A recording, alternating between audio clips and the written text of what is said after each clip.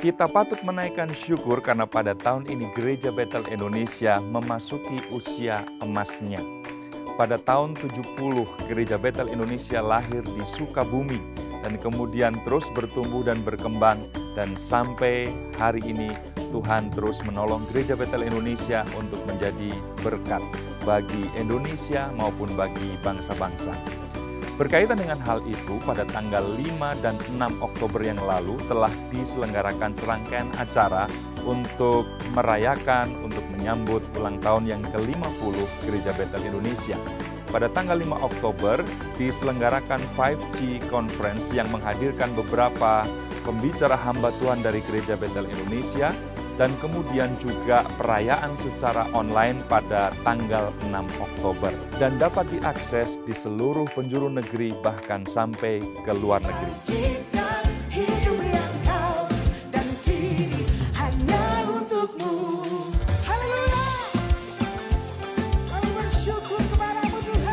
Kita diselamatkan oleh iman.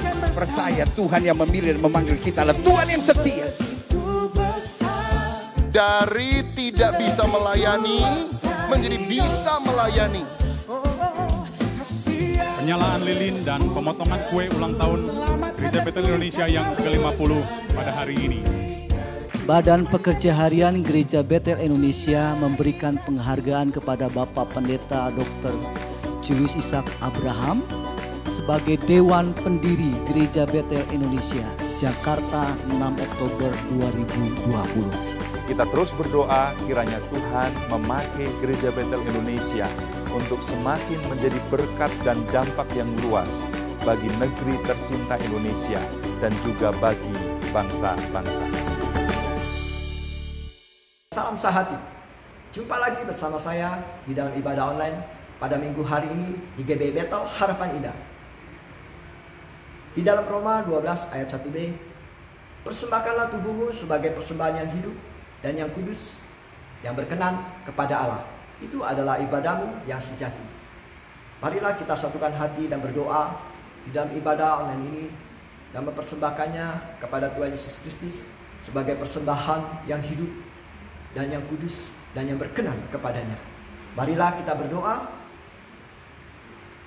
Bapa kami di dalam surga, kami mengucap syukur kalau pada saat ini kami boleh ada di dalam ibadah online ini karena anugerah-Mu. Ampunilah akan semua kesalahan yang telah kami lakukan selama ini, Tuhan. Saat ini kami butuh Roh Kudus dan kuasa-Mu mengalir di dalam ibadah ini. Beri kami roh hikmat, pengertian, dan hati yang rindu kepadamu, Tuhan. Berkati kami semua pelayan-pelayan-Mu yang mengambil bagian di dalam ibadah online ini.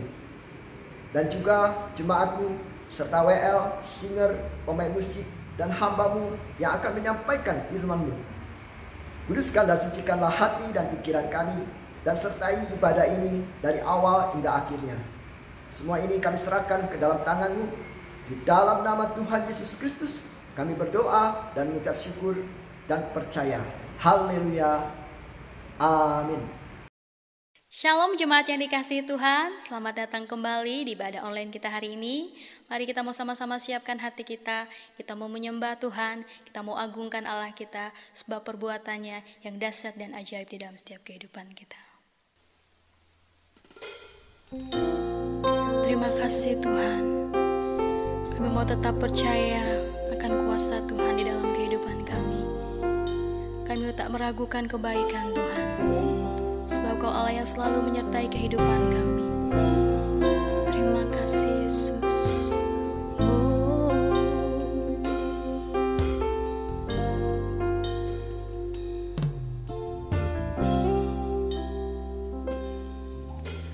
Engkau Tuhan yang beri kekuatan saat badai menerjang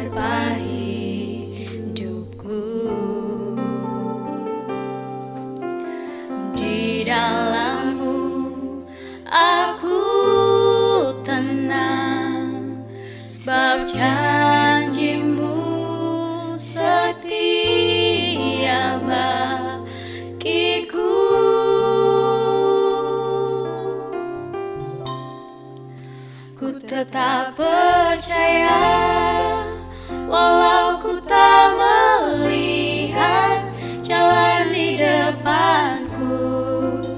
Tak pernah ku ragu, ku tetap menyembah. Apapun yang terjadi di dalam hidupku, tak pernah ku ragu, ku tetap percaya. Iman kami Tuhan, kami percaya bahwa Kau Allah yang selalu menyertai kehidupan kami Tuhan.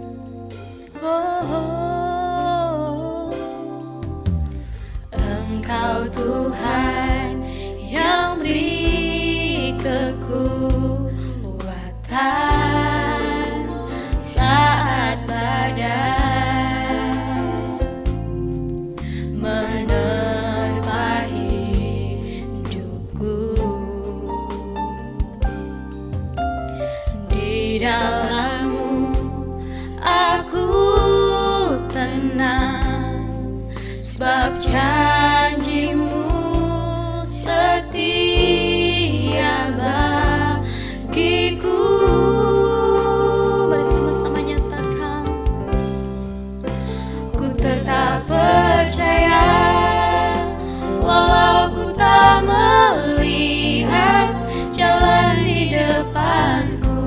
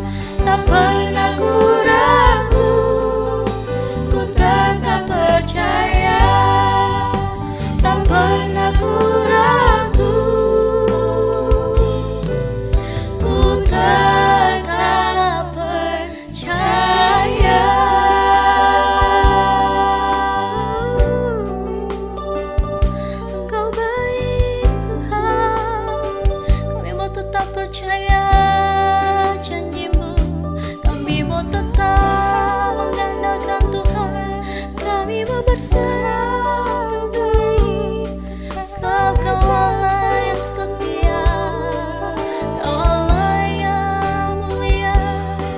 Haleluya. Ini pujian kami bagimu Tuhan, ini sembah kami bagimu Yesus, sebab Kau Allah yang layak.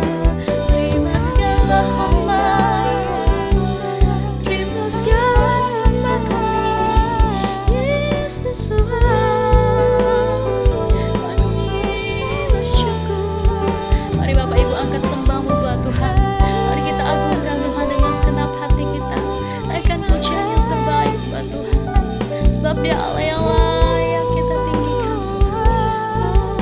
Haleluya, haleluya. Kami mau sembah Kau Tuhan, kami agungkan Tuhan, sebab Kau besar, perbuatanmu ajaib. Kami percaya kuasa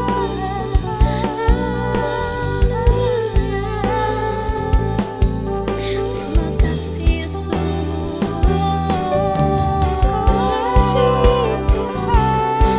Haleluya. Merindu menyembah. Terima kasih Yesus.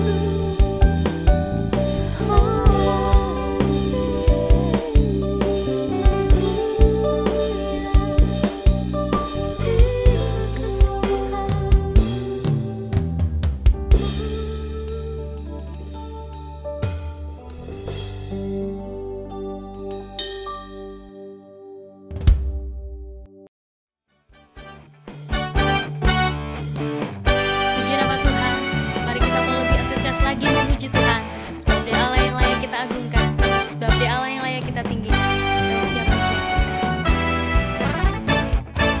memasuki gerbangnya Tuhan dengan hati yang bersyukur, ku bersorak memuji Tuhan. Dia sukacitaku, sebab Dia baik, Dia sungguh baik. Kasih setianya untuk selamanya, sebab Dia baik, Dia sungguh baik. Kasih setianya kekal, sebab Dia baik, Dia sungguh baik. Kasih setianya untuk selamanya, sebab Dia baik, Dia sungguh baik. Kasih setianya kekal selamanya.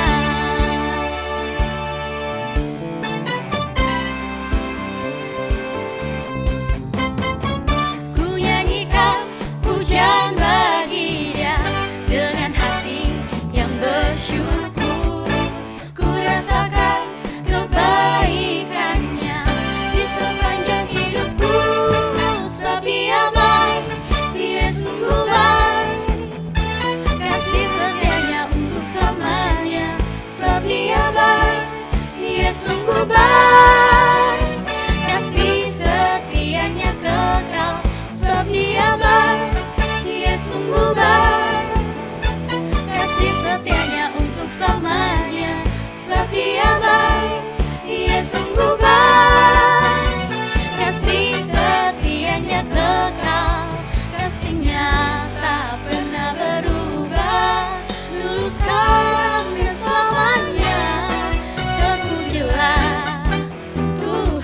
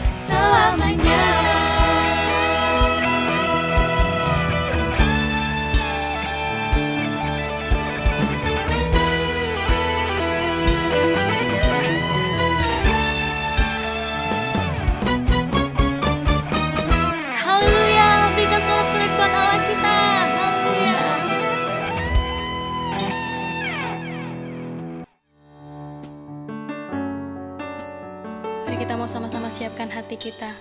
Kita mau menerima firman Tuhan. Kita mau rasakan lawatan Tuhan lebih lagi di dalam setiap kehidupan kita. Saat ku berada di tengah gelombang, Kau ada di sana. Hadapi cobaan, lewati ujian, tangan-Mu melindungiku, kasih-Mu menguatkanku. Saat ku berada di tengah gelombang, Kau ada di sana. Hadapi cobaan, lewati ujian, tangan-Mu melindungiku,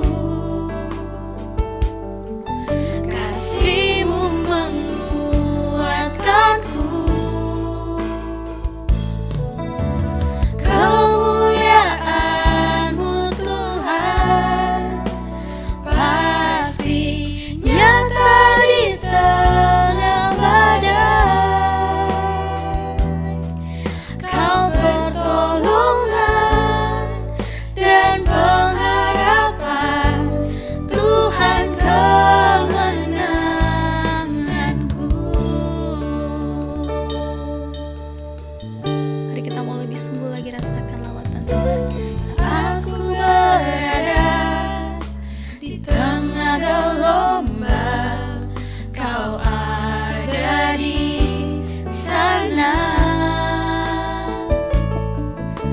Hadapi cobaan, lewati ujian, tangan-Mu melindungiku, kasih-Mu menguatkanku. Kemuliaan-Mu Tuhan pasti nyata di tengah badai. Kau pertolongan dan pengharapan, Tuhan kemenanganku. Dengan sungguh nyatakan kemuliaan-Mu Tuhan pasti nyata di tengah badai. Kau pertolongan dan pengharapan, Tuhan kemenanganku. Kemuliaan-Mu Tuhan pasti nyata di tengah badai. Kau pertolongan dan pengharapan, Tuhan kemenanganku. Tuhan kemenanganku. Tuhan kemenanganku.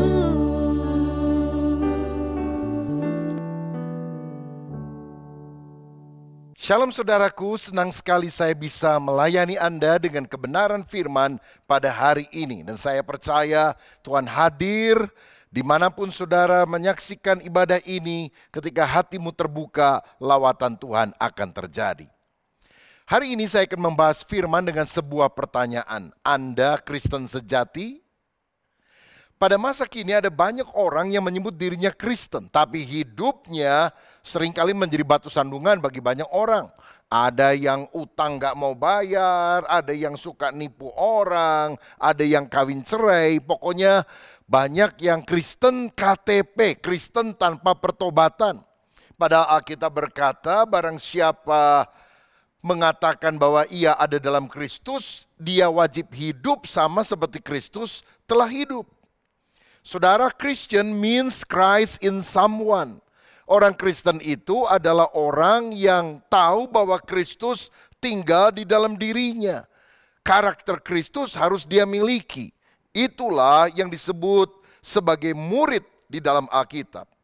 Pada waktu Yesus ada di atas muka bumi ini, ada banyak orang berbondong-bondong mengikuti dia. Pada waktu Yesus membuat mujizat, pada waktu Yesus memberi makan 5.000 orang lebih hanya dengan 5 roti dan 2 ikan. Banyak sekali orang berbondong-bondong mengikut dia. Tetapi hanya 12 orang yang disebut sebagai murid Kristus. Merekalah orang-orang yang selalu menyertai Kristus dimanapun dia berada. Dan kemudian 12 ini disebut sebagai 12 rasul. Tentu minus Yudas Iskariot yang telah menyangkal dia. Saudara sekalian, mereka adalah rasul, artinya orang yang diutus untuk memberitakan Injil. Dan mereka adalah orang yang sungguh-sungguh menjadi murid sejati, yang bahkan rela mati syahid demi mempertahankan iman kepada Kristus dan memberitakan firman Tuhan. Saya percaya pada akhir zaman ini yang Tuhan cari bukan sekedar orang Kristen yang berbondong-bondong, tapi murid Kristus sejati. Apa itu murid?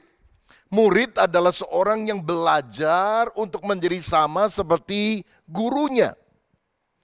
Saudara sekalian, kalau kita belajar di sekolah dasar misalnya, kita akan diajar dari tidak tahu sejarah ketika kita diajar menjadi tahu sejarah.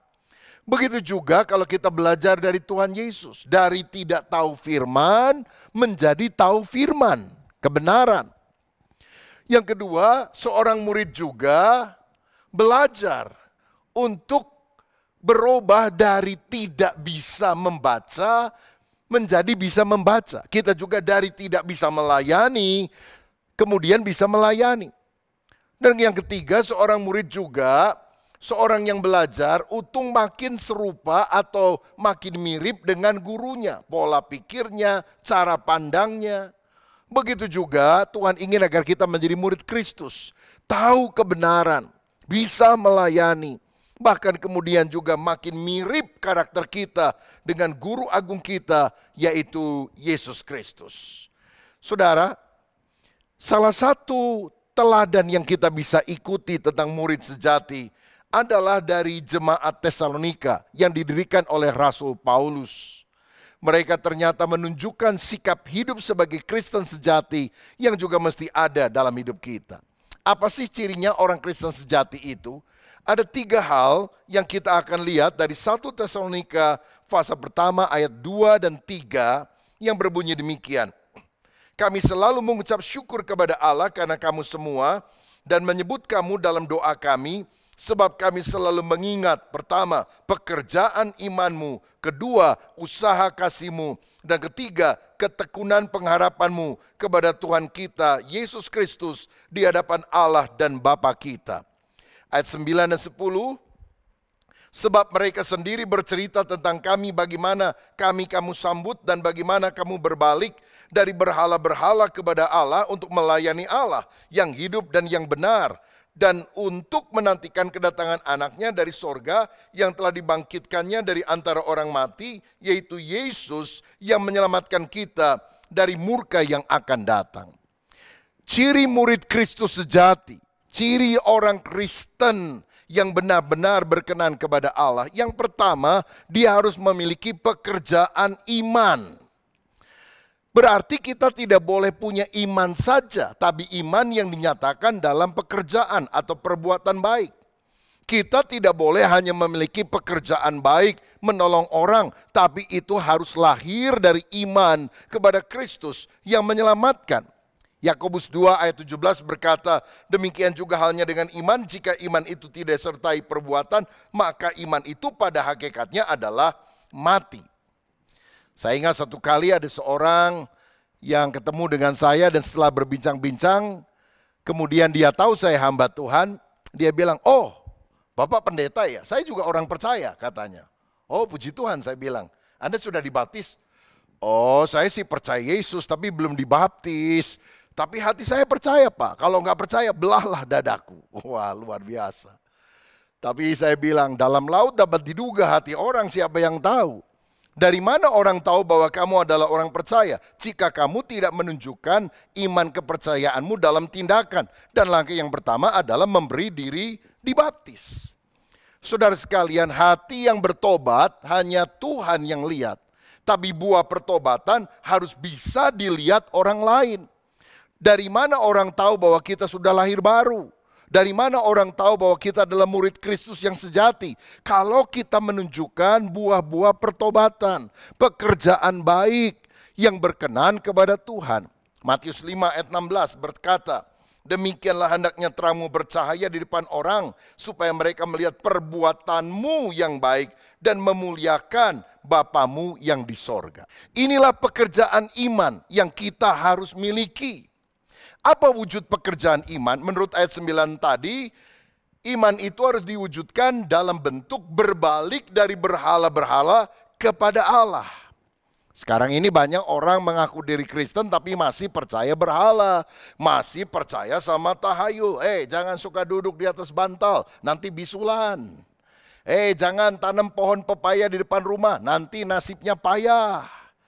Kalau mau beli rumah, jangan yang tusuk sate, nanti nggak ada berkat. Cari yang tusuk konde saja. Nah, ini bukankah kita mengaku diri Kristen tapi masih percaya kepada tahayul? Tetapi berhala kita pahami bukanlah hanya patung. Banyak orang bilang, saya nggak menyembah berhala, nggak ada patung di rumah saya, bagus. Tapi berhala adalah sesuatu atau seseorang yang kita sangat hargai dan kita tempatkan di tempat yang seharusnya hanya ditempati oleh Tuhan Allah sendiri. Nah, pada masa kini saya melihat setidaknya ada dua jenis berhala modern yang harus kita hindari. Kita harus bertobat dari hal ini. Yang pertama adalah mamon atau roh materialisme. Di dalam Matius 6 ayat 24, Tuhan berkata, kamu tidak bisa mengabdi kepada dua tuan. Kamu tidak bisa mengabdi kepada Allah dan tidak bisa mengabdi kepada mamon.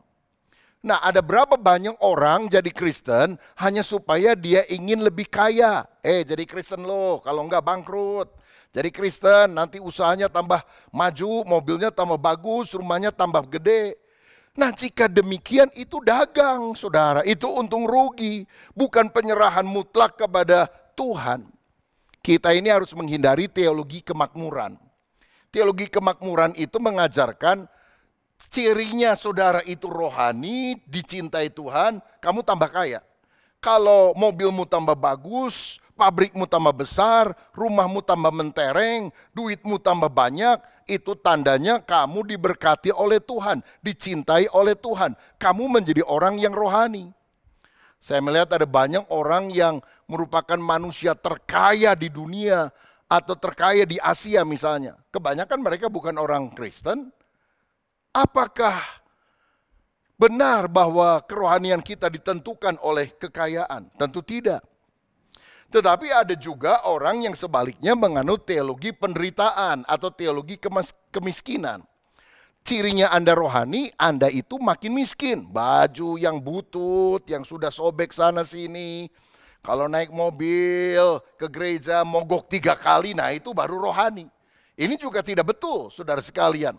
Karena Alkitab juga menunjukkan bagi orang yang setia, yang saleh, yang rajin, ada berkat yang Tuhan akan siapkan. Teologi yang harus kita miliki adalah teologi yang seimbang, teologi yang bertanggung jawab. Artinya setiap orang harus sadar bahwa kita ini punya berkat yang berbeda-beda. Seperti ada orang diberi kepercayaan oleh tuannya 5 talenta, ada yang dapat 2, ada yang dapat 1. Dan talenta itu kan mata uang yang sangat besar jumlahnya pada waktu itu. Tetapi berapapun yang Tuhan titipkan kepada kita, jangan kita sia-siakan. Harus dikelola, malah bertambah banyak supaya kita bisa menjadi berkat bagi banyak orang, bukan menjadikan kita menjadi serakah. 5 dikembangkan jadi 10, 2 dikembangkan jadi 4, sama punya keuntungan 100%. Tapi 1 jangan disia-siakan, disimpan di tanah, juga harus dikembangkan. Kita harus sadar dalam teologi yang bertanggung jawab, Tuhan itu adalah owner, pemilik kehidupan kita. Sedangkan kita ini adalah manajer, pengelola, pengurus yang baik dari segala harta milik Tuhan. Dan tujuan Tuhan memberkati kita adalah supaya kita bisa jadi saluran berkat yang lebih besar bagi banyak orang. Kalau saudara terlalu miskin juga sulit. Kita mau menolong orang paling hanya dalam perasaan, nggak bisa diwujudkan dalam tindakan. Tapi kalau engkau tahu kekayaan ini bukan supaya kita lebih tamak, tapi supaya kita jadi berkat yang lebih besar bagi banyak orang, saya percaya suplai sorga akan mengalir dalam kehidupan kita. Nah, berhala modern yang kita harus patahkan, kita harus bertobat dari hal ini adalah mamon.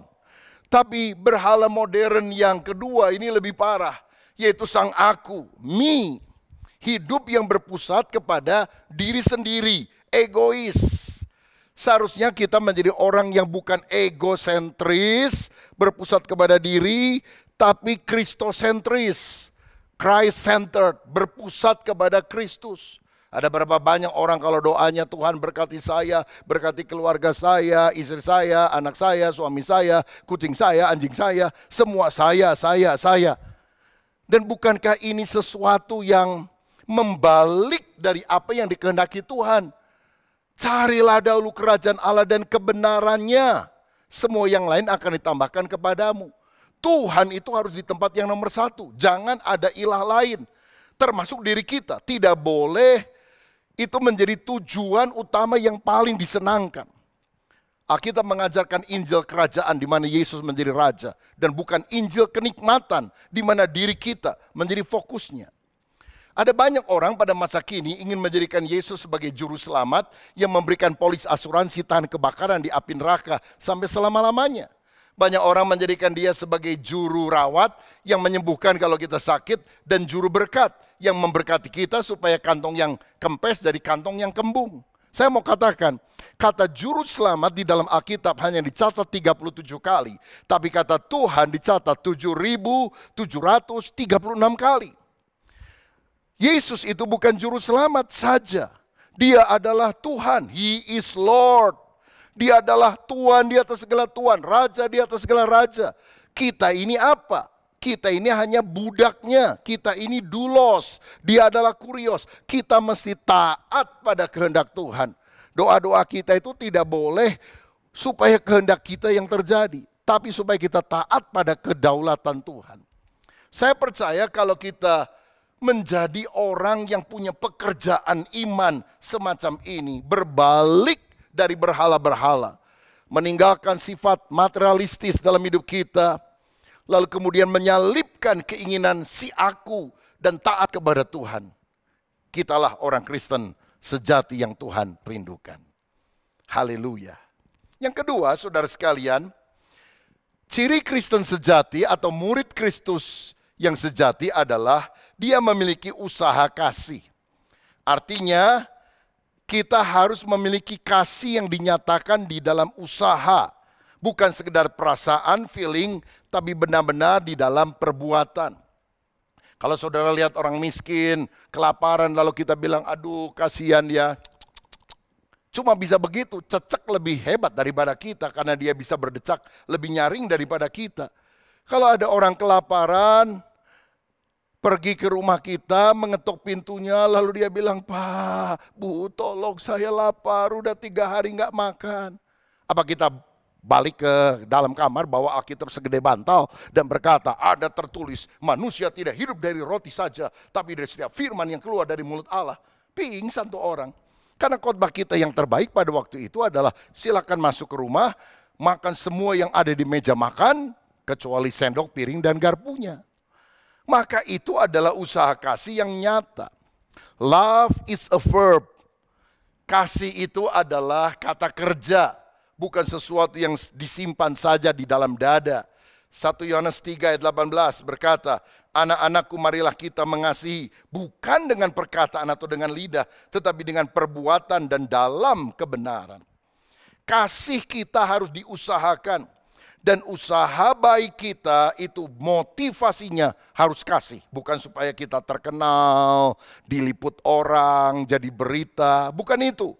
Karena jika demikian kita sudah mendapatkan upahnya. Tapi kalau motivasinya tulus karena mengasihi Tuhan dan sesama, kita dapat pahala dari sorga.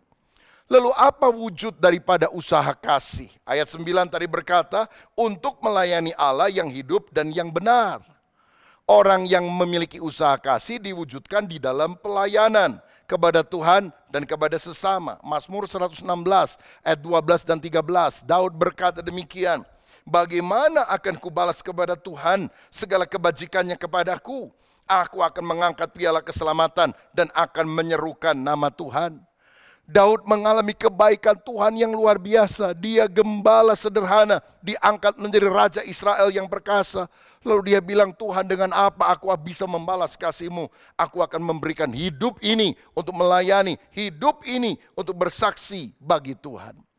Orang yang mencintai Tuhan pasti akan melayani. Ada ungkapan berkata, you can give without loving, but you can love without giving. Engkau dapat memberi tanpa cinta, tapi engkau tidak bisa mencintai tanpa memberi. Maria adalah orang yang pernah mengalami kasih Kristus luar biasa. Dan dalam sebuah pertemuan dia mencurahkan minyak narwastu murni yang sangat mahal harganya sebagai wujud cinta kasihnya kepada Tuhan. Apakah wujud cinta kasihmu kepada Kristus? Jangan tanya apa yang Tuhan bisa berikan kepadamu. Terlalu banyak, terlalu besar. Tapi tanya apa yang kau bisa berikan untuk Tuhan. Kalau kau mengasihi Tuhan, mungkin kau bisa membuka rumahmu untuk mempersilahkan teman-temanmu hadir di dalam pertemuan kelompok sel. Ada seorang ibu yang karena mengasihi Tuhan, dia suka menjemput anak-anak sekolah minggu dari rumah ke rumah dan mengantarnya, menjaganya selama mereka beribadah di gereja karena orang tuanya banyak yang juga belum percaya kepada Kristus dan mengantarkan kembali mereka ke rumah masing-masing. Saya pernah tanya, ibu nggak ngajar sekolah minggu? Enggak, saya rasanya nggak punya karunia untuk bercerita dan sebagainya. Tapi ini saja bagian saya. Dan dia memenangkan begitu banyak anak lebih daripada orang-orang lain, bahkan lebih daripada guru sekolah minggu. Karena itulah wujud kasihnya kepada Tuhan. Saudara sekalian, ada mahasiswa yang walaupun uangnya terbatas karena mengasihi Tuhan dan sesama, dia menyisihkan sebagian uangnya. Dia menjadi orang tua asuh yang menyantuni anak-anak supaya mereka bisa sekolah. Luar biasa sekali. Saya diajar oleh orang tua saya untuk mewujudkan kasih kepada Kristus antara lain dengan mengembalikan persepuluhan yang adalah milik Tuhan dari saya berusia 9 tahun sampai hari ini. Belum jadi pendeta, masa 9 tahun udah jadi pendeta. Dan saya kemudian melihat bahwa yang pertama memberikan persepuluhan adalah Abraham di dalam Alkitab. Dan itu disebabkan karena dia mencintai Tuhan sebagai tindakan iman yang kemudian ditiru oleh Yakub yang adalah keturunannya, yang adalah cucunya. Saudara, banyak orang kemudian berkata, bukankah perpuluhan sekarang sudah tidak berlaku lagi karena itu adalah hukum Taurat di dalam perjanjian lama. Saya mau katakan, dalam perjanjian baru, hukum yang dilakukan bukan hukum Taurat tapi hukum kasih. Dan saya percaya kasih berarti memberi lebih besar dari yang kita diwajibkan. Tapi semuanya berasal dari hati yang terdalam. Bukankah Taurat itu menurut Galatia hanyalah penuntun sampai kita berjumpa dengan Kristus? Hidup kita 100% adalah milik Kristus. Dan 10% itu hanyalah jumlah minimal yang kita bisa berikan kepada Dia. Bukan supaya kita mendapatkan keuntungan lebih besar, tidak. Tapi karena kita mencintai Tuhan. Di mana hartamu berada, di situ hatimu berada. Kalau engkau sungguh mengasihi Tuhan Yesus, maka engkau juga akan belajar memberikan yang terbaik kepada Tuhan. Yang ketiga, apa cirinya orang Kristen sejati atau murid sejati? Dia memiliki ketekunan pengharapan menurut ayat 3 tadi. Bukan hanya punya pengharapan tapi bertekun. Bukan hanya bertekun biasa, tapi ketekunan itu lahir dari pengharapan. Pengharapan akan apa? Ayat 10, menantikan kedatangan Yesus dari sorga. Kita ini harus memiliki pengharapan tidak lama lagi Yesus akan datang untuk kali kedua. Karena itu kita mesti tekun. Tekun beribadah, tekun berdoa, tekun di dalam kehidupan yang saleh. Jangan seperti 5 gadis yang bodoh yang membawa pelita tapi tidak menyiapkan minyak. Tetapi seperti 5 gadis yang bijaksana, selalu ada minyak cadangan. Dan ini bicara tentang kesiapan kita karena kita taat kepada pimpinan Roh Kudus, menantikan kedatangan Tuhan. Beberapa orang bertanya kepada saya, Pak, apakah COVID-19 ini adalah tanda kedatangan Kristus untuk kali kedua? Saya berkata, setidaknya itu adalah persiapan untuk kita menyambut kedatangan Kristus kedua. Masa persiapan supaya kita lebih sadar bahwa segala yang ada di dunia ini fana dan kita pasti akan ketemu dengan Tuhan. Kalau gitu kapan Yesus datang? Kita berkata tidak ada yang tahu, malaikat tidak tahu, anak manusia tidak tahu, hanya Bapa sendiri. Karenanya kita tidak boleh menjadi tim perencana kedatangan Tuhan yang menghitung-hitung kira-kira Tuhan datang kapan ya. Tapi kita harus menjadi tim penyambutan kedatangan Tuhan. Kapanpun Tuhan datang, ya Tuhan biar aku ditemukan siap sedia untuk menyambut kedatangan-Mu.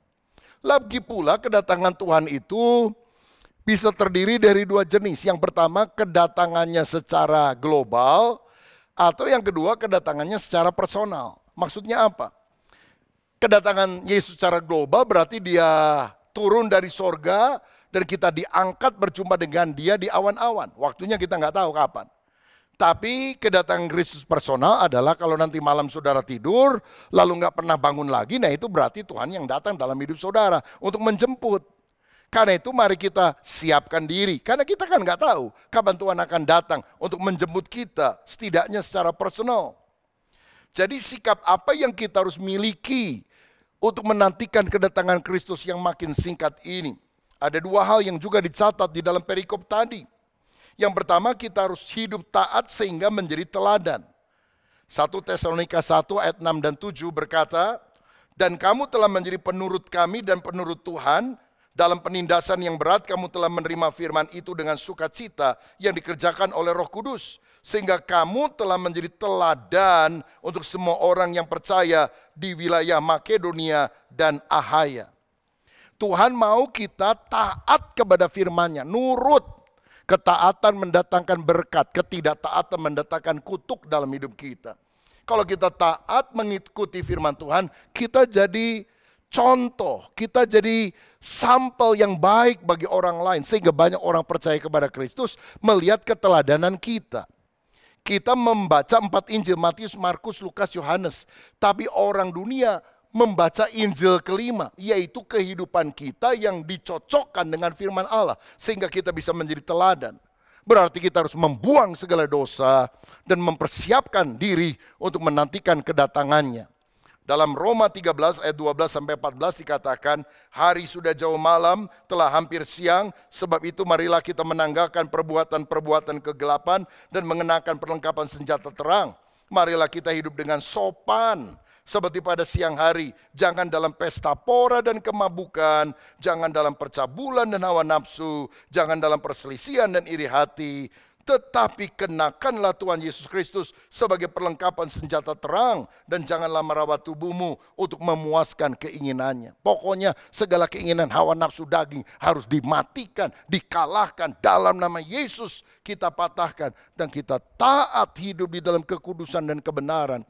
Itulah sikap hidup yang Tuhan mau agar kita miliki dalam hidup ini. Hidup taat sehingga menjadi teladan. Dan yang kedua, yang terakhir, kita harus hidup memberitakan Injil. Itulah ketekunan pengharapan menantikan kedatangannya yang kita perlu lakukan. Ayat 8 berkata, karena dari antara kamu firman Tuhan bergema, bukan hanya di Makedonia dan Ahaya saja, tetapi di setiap tempat telah tersiar kabar tentang imanmu kepada Allah. Sehingga kamu tidak usah mengatakan apa-apa tentang hal itu. Jemaat Tesalonika menantikan kedatangan Tuhan dengan cara apa? Menggemakan kabar baik. Mewartakan kabar Injil kepada orang-orang yang belum percaya. Kalau engkau sungguh menantikan kedatangan Tuhan, cirinya bukan cuma diam sendiri. Diam dan berkata, oh Tuhan kapan engkau datang? Lalu naik loteng supaya kalau pengangkatan paling cepat diangkat. No. Engkau harus pergi untuk menceritakan kabar baik. Bahkan saya mau katakan di tengah pandemi ini adalah kesempatan yang sangat tepat untuk kita memberitakan kabar Injil. Karena sekarang ini ada banyak orang takut mati loh saudara sekalian. Dan mereka nggak tahu kalau mati mereka masuk neraka atau masuk surga. Bukankah kita harus mewartakan kabar keselamatan, bahwa Yesus satu-satunya juru selamat. Percayalah kepada Yesus, engkau akan selamat, engkau dan seisi keluargamu. Hari-hari ini banyak juga orang yang stres, yang khawatir karena resesi. Aduh, gimana nanti saya bisa makan enggak ya? Aduh, krisis ini bisa saya atasi atau tidak? Tapi ketika kita datang dan berkata, percaya kepada Yesus, Dia gembala kita yang baik. Dia akan selalu menuntun kita pada padang yang berumput hijau. Tuhan akan menyediakan karena Dia Yehova Jireh, Allah yang menyediakan. Nah saudara, bisa memberitakan kabar baik tidak hanya secara langsung. Mungkin karena masalah pandemi kita tidak bisa ketemu secara langsung dengan banyak orang. Tapi kita bisa pakai sosial media. Saudara bisa chatting, saudara bisa beritakan kabar baik lewat Facebook, Instagram, YouTube. Lewat apa saja sarana yang kita miliki. Jangan suka sebarin hoax. Jangan bagi-bagikan yang berita menakutkan. Tapi ceritakan kabar baik tentang Yesus. Matius 24 ayat 14 berkata, dan Injil kerajaan ini akan diberitakan ke seluruh dunia menjadi kesaksian bagi semua bangsa. Baru setelah itu tiba kesudahannya. Karena itu ayo kita sama-sama pada hari-hari di mana pandemi ini masih merajalela di mana-mana. Kita sehati menuntaskan amanat agung Yesus. Dalam Matius 28 ayat 19 dan 20, Yesus berkata kepada murid-murid yang sejati, pergilah, jadikan semua bangsa muridku, baptislah dan ajarlah. Saudaraku, apakah kita mau taat kepada perintah Tuhan untuk melakukan apa saja yang Tuhan suruhkan kepada kita, sehingga kita benar-benar menjadi murid sejati? Hari ini mari kita renungkan, ada 3 ciri dari murid Yesus sejati. Ciri dari Kristen sejati. Pertama adalah pekerjaan iman yang diwujudkan dengan meninggalkan berhala-berhala. Yang kedua adalah usaha kasih yang diwujudkan dalam bentuk melayani Allah yang hidup dan yang benar. Dan yang ketiga, ketekunan pengharapan dalam wujud menantikan kedatangan Tuhan Yesus untuk kali kedua. Kalau ada di antara saudara yang hari ini berkata, Tuhan, engkau lihat aku mengaku diri Kristen, tapi ada begitu banyak hal-hal yang tidak berkenan kepadamu. Saya mau bertobat Tuhan. Pulihkan hidup saya dan jadikan saya orang Kristen sejati. Murid yang makin hari makin serupa seperti Kristus. Saya percaya Tuhan ada di sini. Tuhan akan mendengarkan doamu. Mari kita berdoa. Bapa Surgawi, terima kasih untuk firman-Mu yang telah kami terima hari ini. Jadikan kami orang Kristen sejati. Bukan sekedar karena kami pakai kalung salib. Bukan karena kami bisa menyanyikan lagu-lagu rohani. Tapi karena kami sungguh-sungguh memiliki pekerjaan iman. Iman yang diwujudkan di dalam tindakan, dibaptis, meninggalkan berhala dan dosa dalam hidup kami. Kami menjadi orang Kristen sejati karena kami menunjukkan kasih kami dalam usaha nyata, yaitu dalam pelayanan kepada Tuhan dan juga kepada sesama. Dan biarlah kami juga memiliki ketekunan pengharapan, menantikan kedatangan Kristus dengan taat kepada firman-Mu sehingga menjadi teladan bagi banyak orang dan memberitakan Injil kerajaan supaya banyak orang diselamatkan. Kalau ada di antara kami yang sadar kami belum Kristen sejati, baru Kristen KTP, Kristen tanpa pertobatan, kami mau buka hati hari ini, mengundang Yesus masuk dalam hati kami, menyucikan hidup kami sehingga kami menjadi anak Allah yang memiliki hidup kekal sampai selamanya. Berkat atas kami dalam nama Yesus. Amin. Tuhan Yesus memberkati. Puji Tuhan. Puji Tuhan, Bapak Ibu, kita sudah selesai beribadah dan saya percaya hari ini kita diberkati Tuhan. Bagi Bapak Ibu Saudara sekalian yang rindu memberikan persembahan, Bapak Ibu dapat men-scan barcode yang sudah disiapkan dan juga lewat M-Banking maupun transfer. Saya percaya apa yang kita beri dapat menjadi berkat untuk kemajuan pekerjaan Tuhan. Kita berdoa, tetap bersyukur di tengah-tengah situasi yang kita alami hari-hari ini. Mari kita berdoa dan mengakhiri ibadah kita hari ini. Bapa, kami bersyukur buat anugerah Tuhan dalam kehidupan kami. Hari ini kami sudah memuliakan Tuhan. Kami sudah menyembah Engkau dan kami sudah mendengarkan kebenaran firman Tuhan yang disampaikan oleh Bapak Gembala kami, Bapak Pendeta Dr. Ruben Adi Abraham. Tuhan, jadikan firman ini menjadi kekuatan dalam kehidupan kami, sehingga kami mampu melewati setiap masalah kehidupan di hari-hari akan datang. Terima kasih Bapa. Pada kesempatan yang berbahagia ini kami berdoa buat kondisi bangsa dan negara kami. Mari Tuhan berkati Indonesia supaya virus, bakteri, Corona ini segera berlalu dari bangsa kami. Berkati pemerintah kami, dari pusat sampai daerah, semuanya kami pertaruhkan dalam tangan Tuhan. Pada akhirnya kami berdoa buat para pemimpin rohani kami. Tuhan terus memberkati Om Julius, berikan kekuatan kesehatan Pak Ruben Adi dan juga Pak Suito, dan seluruh pelayan Tuhan, pengurus dan sidang jemaat GBI Harapan Indah. Tuhan memberkati. Terima kasih Bapak. Yang sakit Tuhan sembuhkan, yang lemah Tuhan kuatkan, yang susah Tuhan hibur. Terima kasih Tuhan. Sidang jemaat, mari arahkan hatimu, angkat kedua tanganmu dan terimalah berkat dari Tuhan. Tuhan memberkati rumah tanggamu, Tuhan memberkati pekerjaanmu, Tuhan memberkati kesehatanmu, Tuhan memberkati keuanganmu, dan Tuhan memberkati pertumbuhan rohanimu. Sekarang terimalah berkat daripada Allah Bapa, cinta kasih dalam Tuhan Yesus Kristus, dan melalui persekutuan yang indah dalam kuat kuasa Roh Kudus, tinggal tetap menyertai kita mulai hari ini sampai Maranatha, Yesus Kristus datang pada kali yang kedua. Yang percaya dan sudah diberkati Tuhan, mari katakan bersama, amin. Shalom, Tuhan memberkati kita semua.